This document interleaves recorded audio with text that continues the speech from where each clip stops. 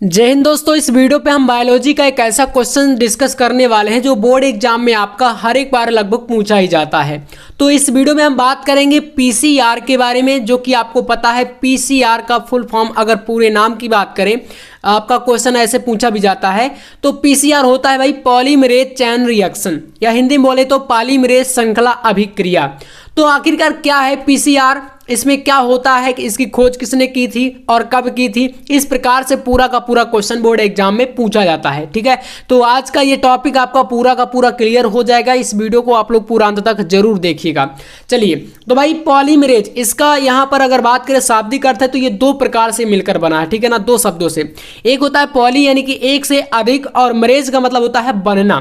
तो एक से अधिक डीएनए की कॉपी जब तैयार करनी होती है तब इस प्रकार के शब्द का यूज होता है। ठीक है, और ध्यान से देखिएगा इसका यूज कहां पर होता है वो भी थोड़ा बहुत हम लोग जानेंगे, उपयोग के बारे में, और कैसे आखिरकार डीएनए की कॉपी तैयार की जाती है ये भी जानेंगे। ठीक है, तो पूरा नाम आपको पता चल गया ना, पॉलीमरेज चैन रिएक्शन, और या हिंदी में बोले तो पॉलीमरेज श्रृंखला अभिक्रिया। अब आपके बोर्ड एग्जाम में ऑब्जेक्टिव में भी ऐसे इससे क्वेश्चन बनते हैं। इसके अलावा अति लघुत्तरीय प्रश्नों में भी ये क्वेश्चन पूछा जाता है।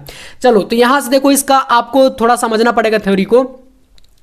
एक सिंगल डीएनए से बहुत से डीएनए की कॉपी तैयार करने का कार्य होता है पीसीआर का। ठीक है, यानी कि पॉलीमरेज चैन रिएक्शन का।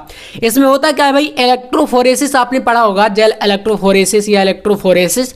तो इलेक्ट्रोफोरेसिस द्वारा अलग किए गए जीन व डीएनए खंड को पीसीआर विधि द्वारा बड़े कम समय में अनेक प्रतिलिपियां तैयार इससे की जा सकती हैं। पीसीआर की खोज सन 1985 में कैरी मुलिस नामक वैज्ञानिक ने की थी। तो ये एक मेन पॉइंट है भाई, ऑब्जेक्टिव में मैंने बताया जैसा कि क्वेश्चन ये बनता है, इसलिए तैयार जरूर कर लीजिएगा। ठीक है, तो ये हो जाएगा 1985 में, और कैरी मुलिस ने।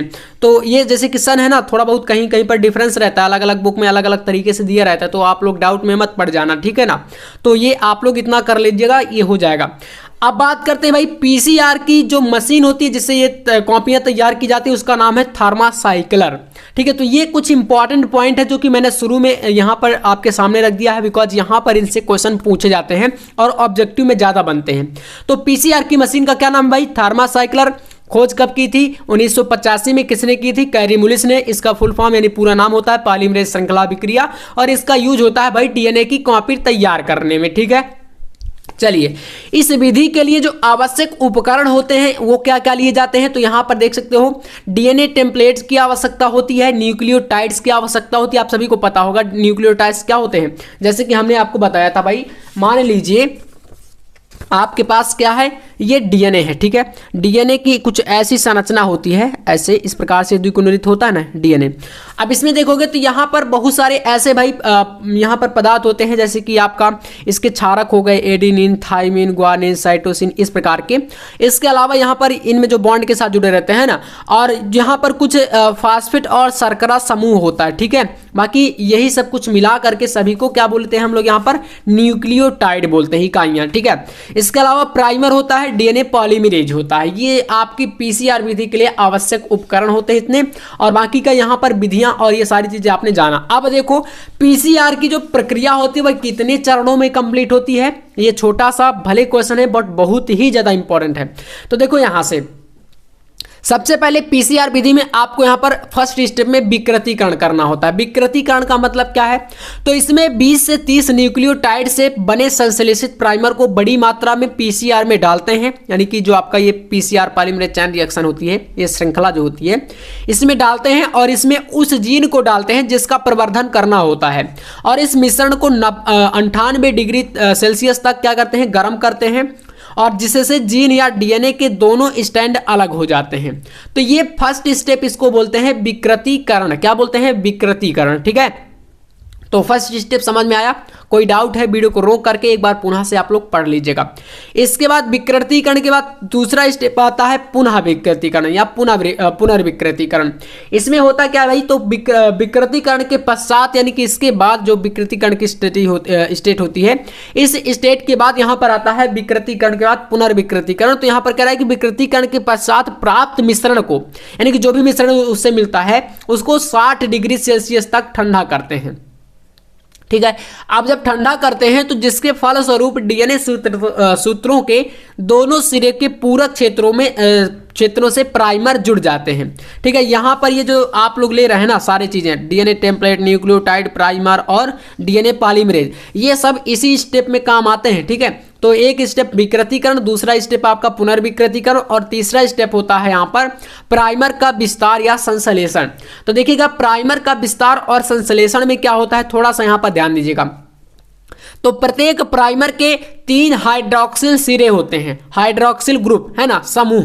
सिरे से डीएनए का संश्लेषण प्रारंभ होता है और प्राइमर की सहायता से डीएनए पॉलीमरेज नया डीएनए का प्रथम चक्र पूर्ण होता है और इसी प्रकार से 30 से 35 चक्र लगातार होते हैं और 30 से 35 चक्र में डीएनए की असंख्य प्रतिलिपियां बना ली जाती हैं। और जैसा मैंने शुरू में भी बताया था कि भाई जो पीसीआर होता है इसका मेन यूज होता है डीएनए की कॉपी तैयार करना। क्या तैयार करना, डीएनए की प्रतिलिपियां अर्थात कॉपी को तैयार करना, ये होता है पीसीआर का मेन काम। उम्मीद करूंगा आप लोग पीसीआर को अच्छे से समझ गए होंगे। इतना ही आपका है, ठीक है, 2 पेज में जो मैंने बताया, और इसी से आपका 3 नंबर, 2 नंबर, 1 नंबर ऑब्जेक्टिव से लेकर के लॉन्ग तक में ये प्रश्न बनता रहता है। तो इस वीडियो में मैंने पूरा समझा दिया, उम्मीद है समझ गए होंगे। इसके बाद एक क्वेश्चन और है, डीएनए अनुवांशिक पदार्थ है, इसको कैसे आखिरकार प्रूव किया था। हर्शे और चेस का मॉडल आपने पढ़ा होगा। तो चलिए भाई यहां पर देखते हैं, इसको भी थोड़ा समझ लीजिएगा। तो इसमें पहला प्रयोग था ग्रिफिथ का रूपांतरण प्रयोग। इसमें क्या किया, इन्होंने स्तनधारियों में न्यूमोनिया रोग उत्पन्न करने वाले जीवाणु न्यूमोकोकस या डिप्लोकोकस न्यूमोनी पर अलग अलग अपना प्रयोग किया।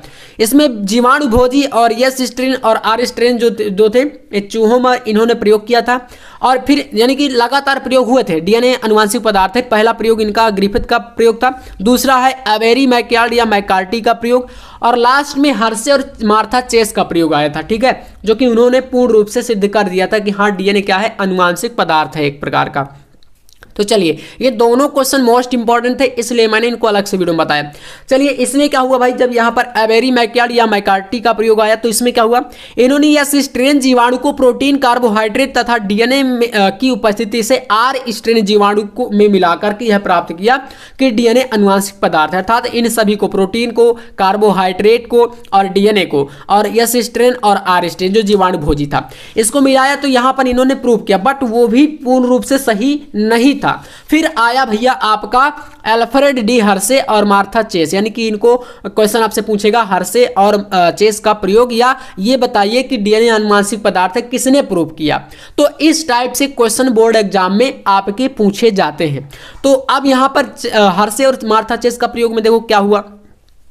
तो हर्शे एवं मार्था चेस ने सर्वमान्य रूप से, यानी कि सभी को मानना पड़ेगा, ऐसा उन्होंने मतलब एविडेंस दिया, सर्वमान्य रूप से सिद्ध कर दिया कि डीएनए ही अनुवांशिक पदार्थ है। इन्होंने बैक्टीरियोफेज विषाणु, जिसमें जीवाणु पर आक्रमण करने वाला होता है, ठीक है, बैक्टीरियोफेज विषाणु पर अपना अध्ययन किया, जो कोलाइसी कोली, ई कोल यहां पर बोला गया इसको, है ना, जीवाणु के जीवन चक्र से संबंधित एक प्रकार से प्रयोग दिया। और इसमें इनके प्रयोग के कुछ पॉइंट से थे, है ना, जो कि इन्होंने क्या किया, प्रयोग में किसी जीवाणु भोजी का प्रोटीन या डीएनए का कौन सा भाग जीवाणु में प्रवेश करता है, जिस भाग का जीवाणु में घुसना यानी कि प्रवेश करना सिद्ध हो गया वही अनुवांशिक पदार्थ है। और दूसरा इन्होंने बताया कि प्रयोग में लिए गए T2 जीवाणु भोजी का चयन किया गया। तो ये आपके 3 प्रकार से प्रयोग किए गए और तब जाके ये प्रूफ हो पाया। ठीक है, तो आज की वीडियो में इतना ही। ये 2 क्वेश्चन आपको तैयार कर लेना है, काफ़ी ज़्यादा ये बोर्ड एग्जाम के लिए इंपॉर्टेंट है और इसलिए मैंने यहाँ पर ये दोनों क्वेश्चन लिए हैं। बाकी एक वीडियो के माध्यम से जितने भी मोस्ट इंपॉर्टेंट क्वेश्चन इस प्रकार के हैं, तो VVI क्वेश्चन, उनको मैं एक वीडियो के माध्यम से आपके सामने ला दूंगा। तो चैनल को सब्सक्राइब करके रखिएगा। बाकी चलिए मिलते हैं नेक्स्ट क्लास में नेक्स्ट टॉपिक के साथ, तब तक के लिए जय हिंद, वंदे मातरम।